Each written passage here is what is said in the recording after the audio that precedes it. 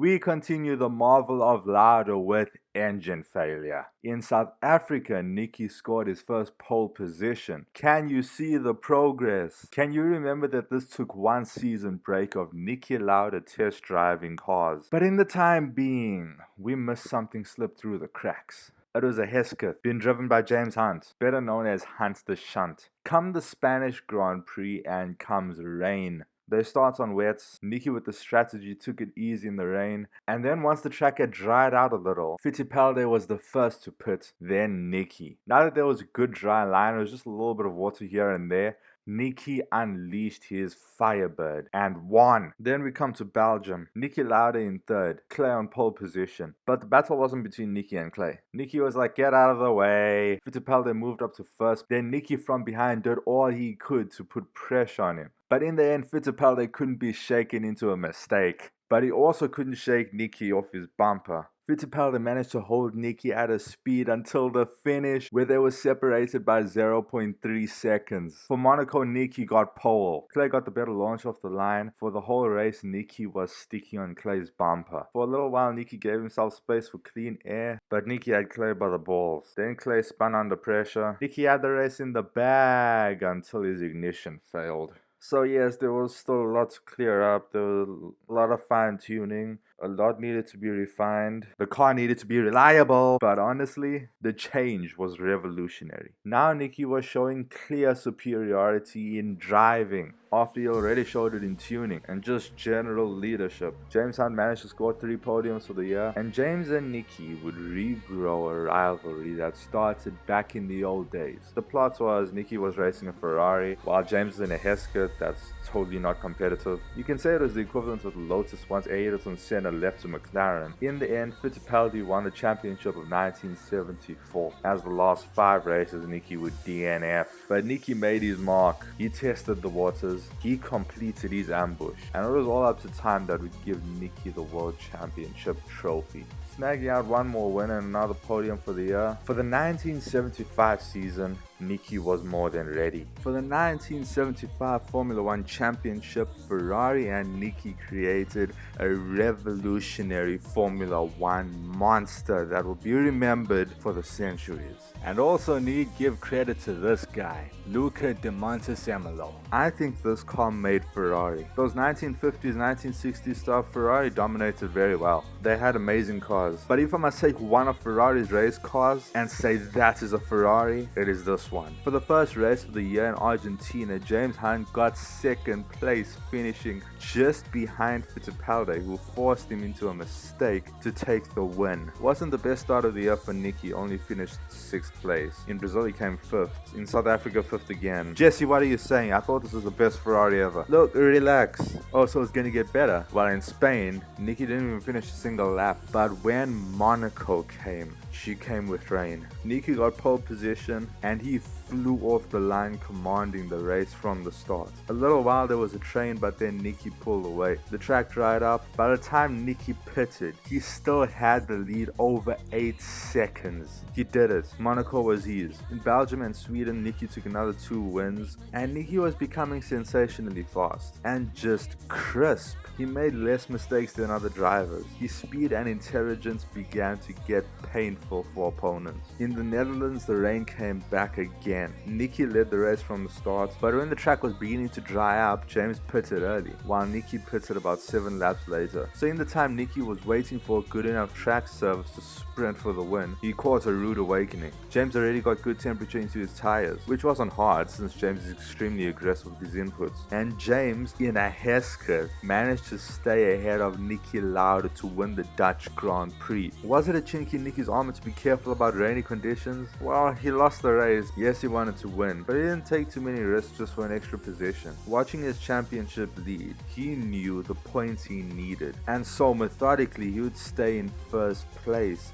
taking care of his championship, conserving the points of 2nd place, because he was comfortable and he knew the Hesketh is unreliable. And there was the next race in France on the sunshiny day. Starting in 1st place, he dominated till the end. Then to the Silverstone of Great Britain we come. Fittipaldi pulled out, surprisingly, what was only his 2nd win of the season, finishing positions 56 56th lap as they called the race to a halt after Jody, James, Carlos and Mark crashed on lap 57. Niki would have finished 4th if the race didn't stop, but instead Niki finished outside of the points in 8th place. Yeah, that was kind of his own fault. Can't depend on other people crashing, but at the same time they should have let the race go on. So then in Germany, Niki took pole position. He led the race until coming into the pits with a completely shredded tire, and so he ended up finishing 3rd. Oh, but then it was the big day. Niki's home Grand Prix in Austria, and it rained hard. Very hard.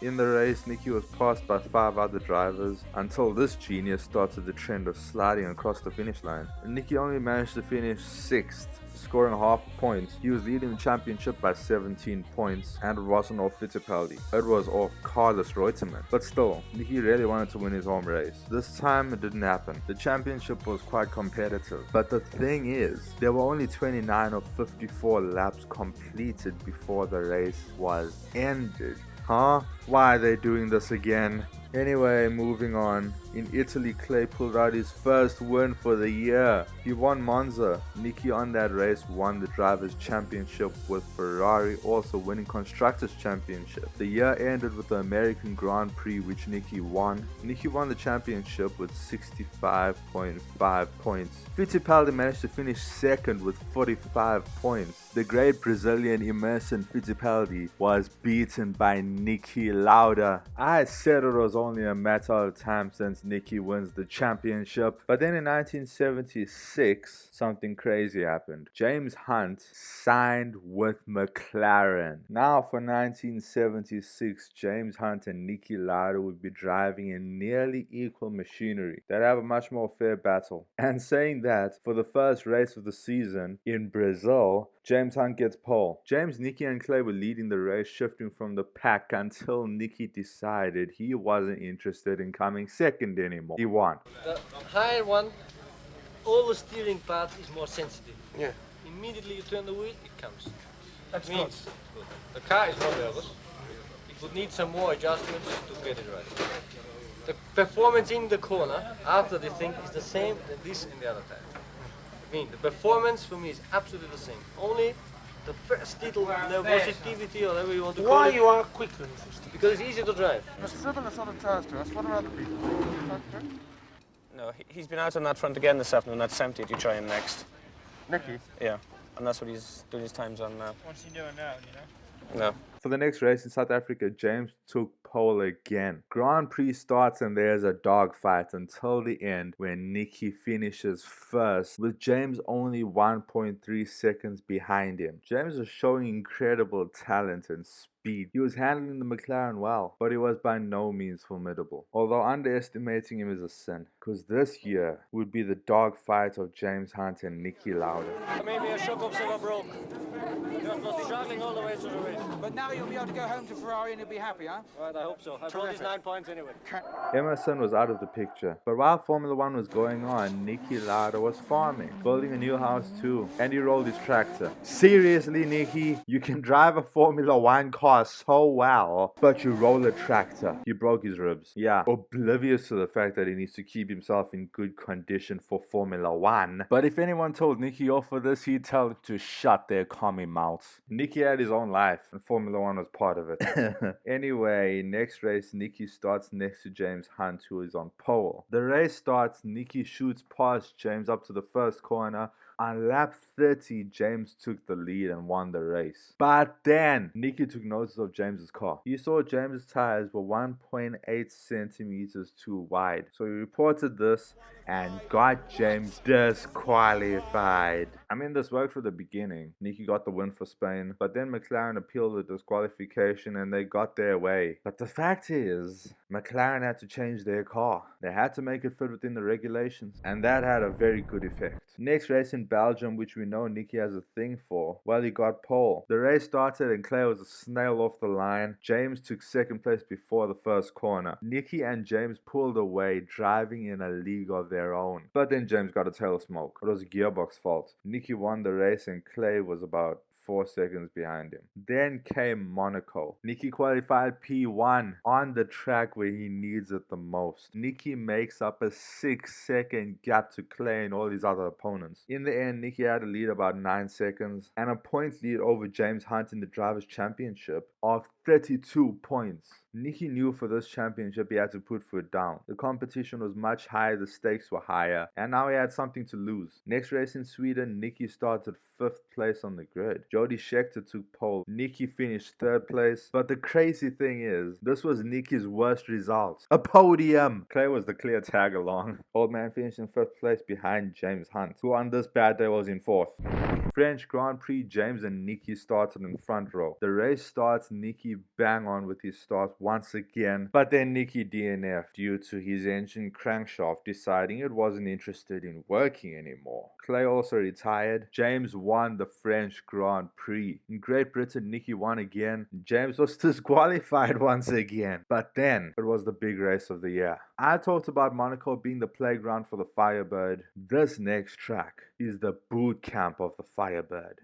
The Nürburgring Nordschleife, the racetrack nature designed, because the Nürburgring is the fastest, most fluid in corners and undulations and speed, sculpted by the forest of Nürburg, Germany. A magical rhythm seen nowhere else, that if you fall out of, you will feel a gravity force sucking you into the barrier, which is not strong enough to hide you from the trees and the drop of 1,000 miles. Crests that have one desire, to spin you around at hovering. Some parts of the track are exposed to sunshine, while others aren't, creating mixed conditions that constantly change. Bumps are cruel and unforgiving. Not just cruel to the driver, but also incredibly demanding on the car. The straight is not even a straight, it's gay. Okay, that's funny, but the Nürburgring is not gay. It's the furthest thing from gay. A track that you can actually call gay is Monza. It's just a bowling alley. Okay, that's harsh. Sorry, Monza. This is the Nürburgring. We call it the Torgay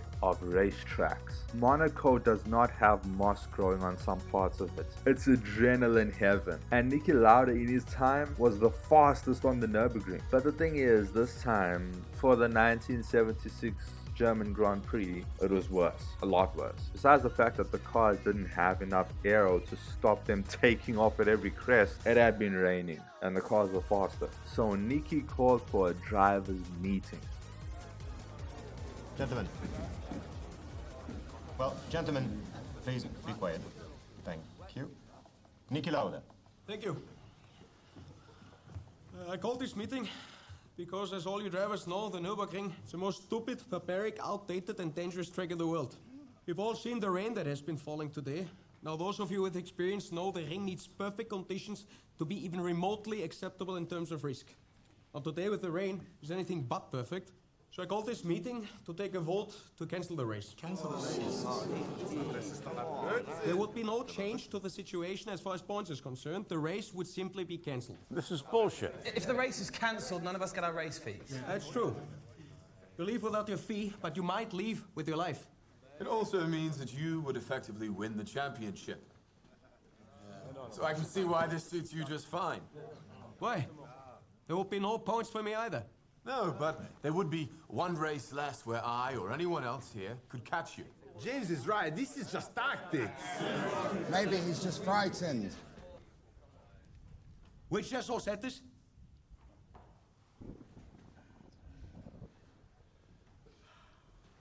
Yes, of course I'm frightened. And so are you. I accept every time I get in my car, there's 20% chance I could die. And I can live with it. But not 1% more. And today with the rain, the risk is more. I suppose that all depends on how good you are in the rain. I have the track record here. I'm the only person in history to do the ring in under 7 minutes. So actually, it's to my advantage to race it today. Because I'm quicker than all of you. Fine. Then let's race. Yeah. Niki, let's race. Gentlemen, please. Why are we here, Niki? Come on.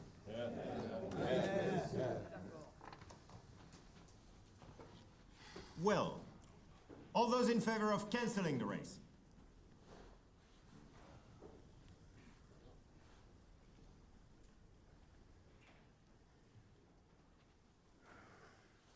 All those in favor of racing?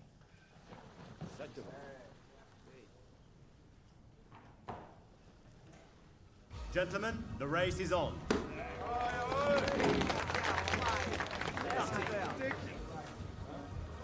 You know, Niki, every now and then it helps if people like you.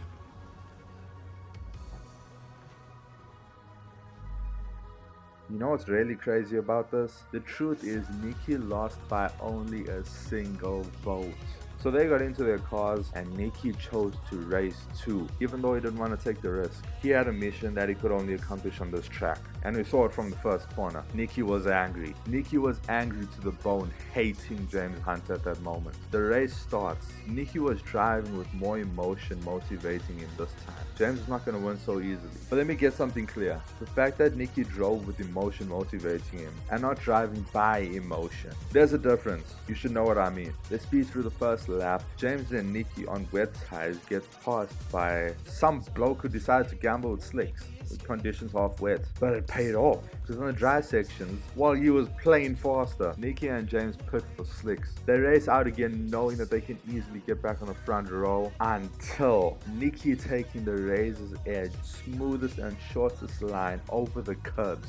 He is going all out, but one very hard, very high, mean curve breaks his suspension. Snap oversteers into the barrier. Niki's helmet flies off on impact. His car catches fire. Opponents coming his way try to avoid him except one. Not fast enough. This caused another explosion. Soon other racers got out of their cars to help Niki, but it's unbearably hard. They don't have fire extinguishers, the marshals are taking their own time, and they're not fully guarded to pull him out of such a big flame. On top of that, the first person who came to help Niki didn't know the stupidly complex safety harness of Ferrari until one came, Arturo Mazzario, who undid the belt and pulled Niki out. After 55 grueling seconds that felt like 55 hours burning in the fire, temperature approximately 800 degrees Celsius, naked face, he was burned badly. He was taken to the hospital, but it looked grim. After a while, a priest came to pray over Niki because he thought he was dying. But then... Er ist aufgewacht, er hat gesprochen. Er hat dem Priester gesagt, er soll sich verpissen. Noch lebe ich. Sie können jetzt rein.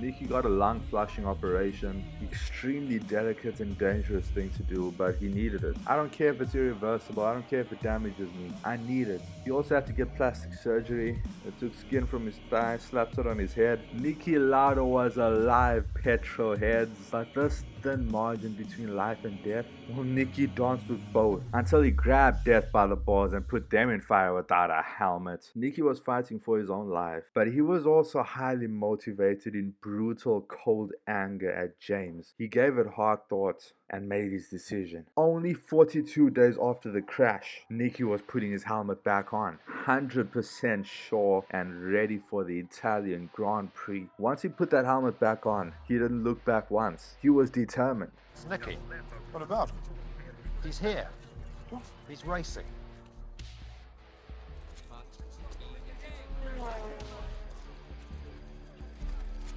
Niki.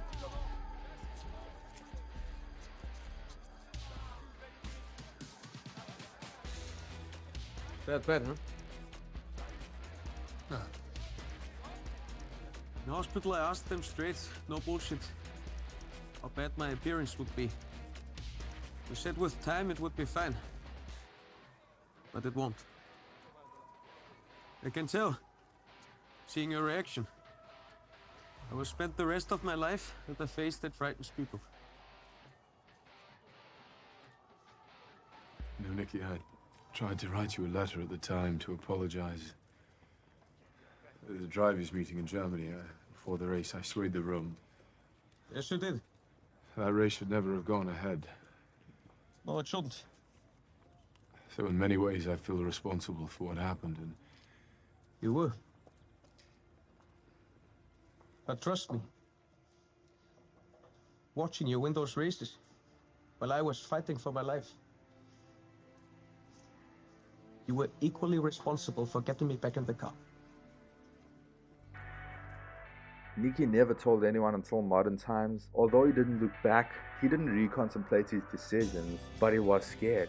We saw a picture of true power and strength, racing immortality, determination and resilience. But behind the visor, Niki knew it was a big giant to face. But Niki Lauda managed to qualify P5 ahead of his own teammate Clay Rigg. Clay should really be fired by now. A tractor and a fire try to take out Niki and he's still faster. At least the fact that Monza is a bowling alley and not a tour game means it's a little kinder to Niki when it comes to G-force, you know. It's just not as hard. Wait, what? Which asshole said this? There's almost no difference. Okay, there is a huge difference, but this is Formula 1. Formula 1 is Formula 1. Niki Lauda racing again 42 days since his date with death. I don't care what track it is. That is Marvel. Visor down. Red lights come on, awaiting the green for Q to go. Niki braced himself to fight fate.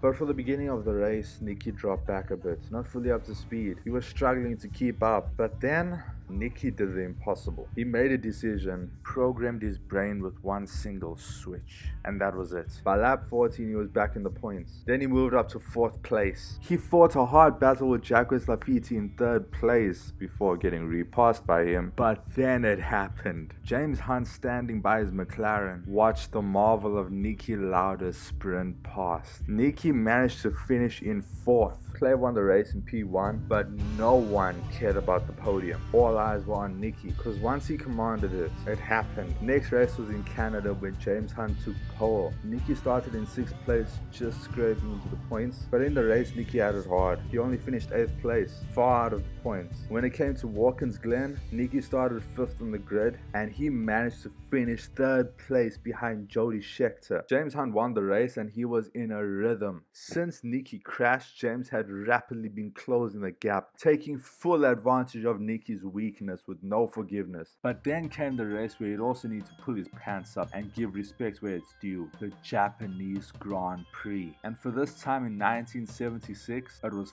flooded. The rain poured down. It was the last race of the season, and Niki was only leading the championship by 3 points. So whoever won this race between James and Niki would win the 1976 championship. It was all riding on this race. The Japanese Grand Prix hosted at the Fuji Speedway, one of the fastest tracks, one of the most beautiful, magical rhythms, very different from all other tracks. Japan always gives us something beautiful, and now we were back. Not having the type of rhythm you get at the Mountain Pass or the Nürburgring, and it didn't have the over-structured, fake, auto-tuned bowling alley rhythm of Monza either. It was something rather more classical. Niki and James knew exactly what was riding on this. Niki's unworthable strength to come back and win points. And even the protest against James Hunt's large tires in Spain, remember that? The points were kept, but the damage was done. James's car for a while was nothing but a ticking bomb. It slowed him down to gain points. And while Niki was in the hospital, James's efforts to gain points was not enough to nail the championship earlier on. The day of the race, rain came to flood the place like it never has before. But for Niki, this last race would be a defining moment.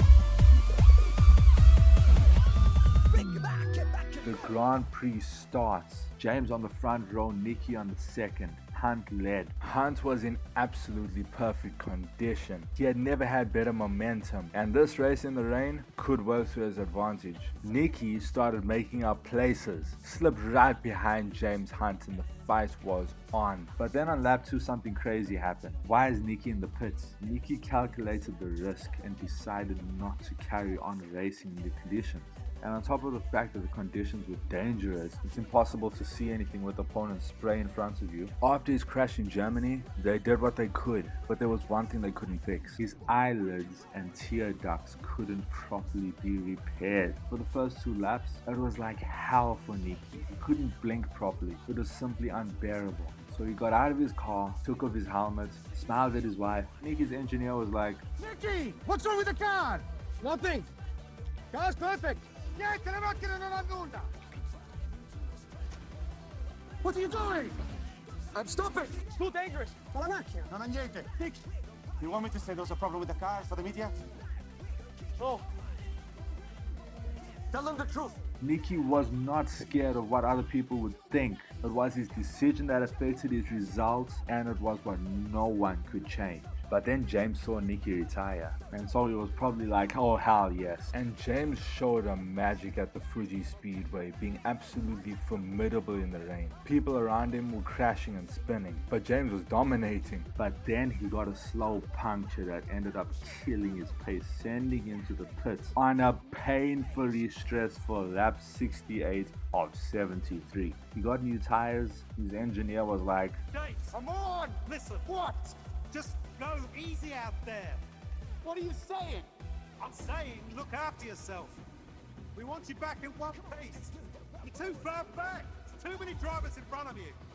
There's alls next year. So that's it? It's over?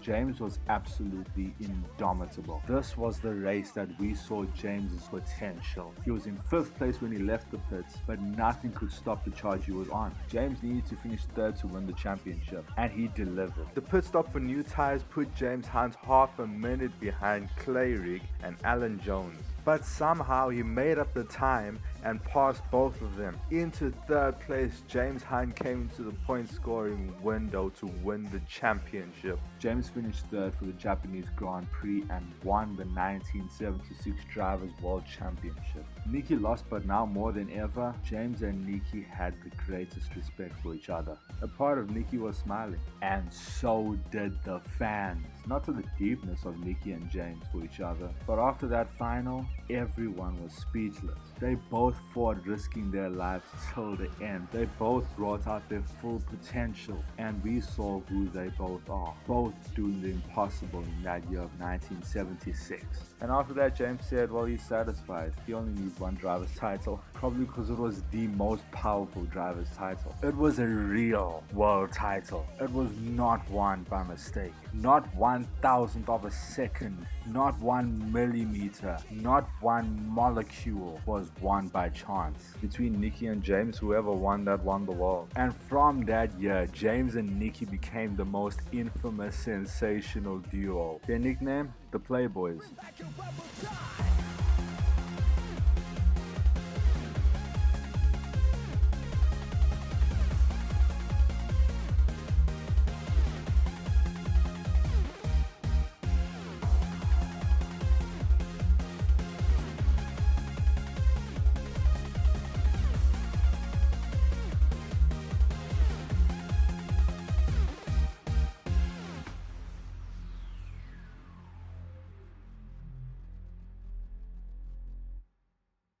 In 1977, Niki had quite an easy championship win. Well, not that easy. See, after something so marvelous, so beautiful, so amazing, well, I'm afraid in the time that we were not paying attention, there were rats chewing the wires. But they were bigger than rats, actually. So, by now, we should turn our attention to the elephant in the room. You see, as soon as Niki had his accident in Germany, Ferrari got a replacement driver, Carlos Reutemann. And after the Japanese Grand Prix, Ferrari actually hated Niki. They were not confident on keeping him in the team. They felt Niki didn't regard Ferrari high enough as his own religion. So Enzo and Daniele began to be cold on Niki for the rest of the season of 1976. And they didn't give any support to him, but rather they isolated Niki, favoring Carlos. It's the business-like way of saying you're fired. And the cherry on the top was Ferrari only gave Niki a 1-year contract renewal. Enzo, after all Niki did for you, after he took you out of the drooly, stinking slumps you were in because you don't know how to build a car, you couldn't get yourself out of that slump even with all the extra cash you had to wipe your ass with.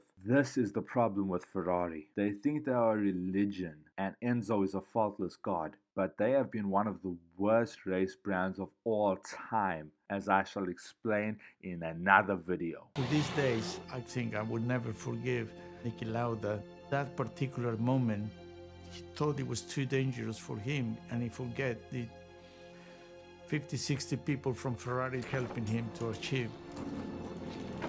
The thousands of people in the whole of Italy, he forgot all of those people in that time, and their beloved Lauda, he became selfish and he said, no, I don't want to drive. What? What in the world am I hearing? You are an absolute... I don't know what to say. Nothing can describe you except evil. I don't regret it. Niki won the 1977 championship for Ferrari. He secured the championship at the American Grand Prix at Watkins Glen, earning not just the World Drivers title, but also the title for the most wins of a Ferrari driver. And the best part is he did all of this with a Ferrari that was not the fastest car on the grid. 1977, they slipped back a little. And for the last 2 races of the season, Niki said, Enzo, you should be able to find yourself another driver. And he left to Brabham, owned by the infamous Bernie Eccleston. And the GOAT himself, Gordon Murray. And hello, first race in Argentina, Niki Lauda passes Carlos Rott, going into second place. This one move screamed louder than 1,000 V12 engines. And this was only the start of Ferrari's biggest nightmare.